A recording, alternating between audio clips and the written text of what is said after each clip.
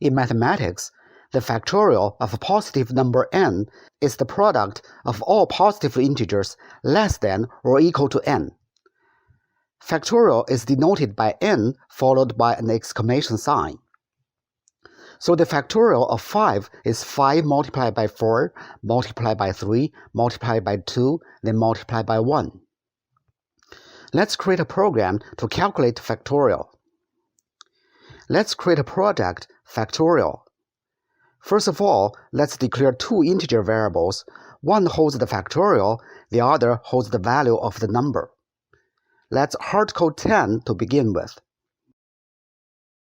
We'll use a loop statement to solve the problem. The given number is 10, and during the calculation process, we're going to keep decreasing this number by 1. So our loop is going to be a counter-controlled loop. And the typical counter-controlled loop is the for loop. So we start by writing an empty for loop. In our case, as we want to calculate the factorial of a number, so we have to start the control variable with that number. The loop continuation condition is as long as this number is greater than or equal to 1. It cannot be less than 1. In our case, the third part of the for statement is decrement. It is not increment. So we say I minus minus, which is postfix decrement operator. Then in the loop body, we keep calculating the product of each number and assign a new value to the factorial variable.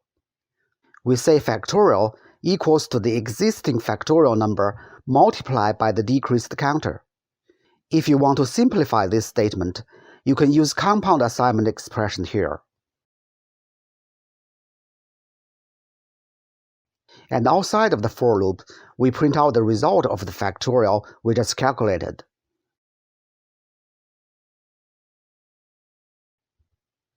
Let's run it. Our program works well. To make our program a little more fancier, we can use a scanner to take the number from the user's input. So we can calculate the factorial of any number.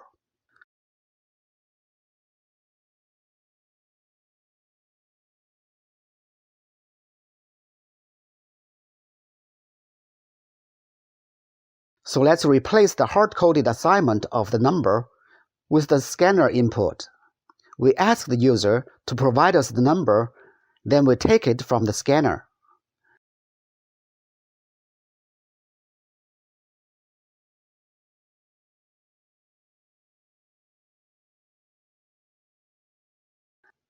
Let's run it again.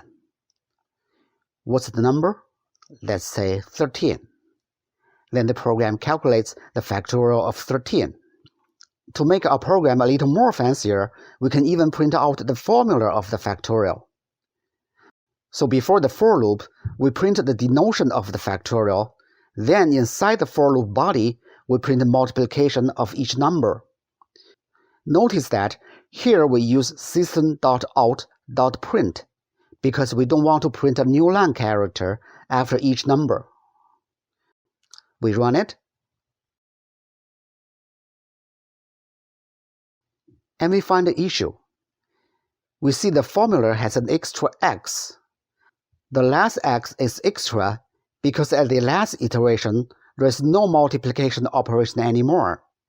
So we need to add an if statement saying we print the x only when the counter is not dropped to 1.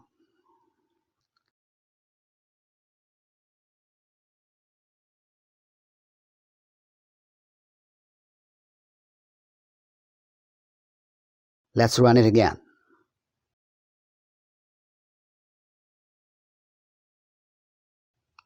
It looks good.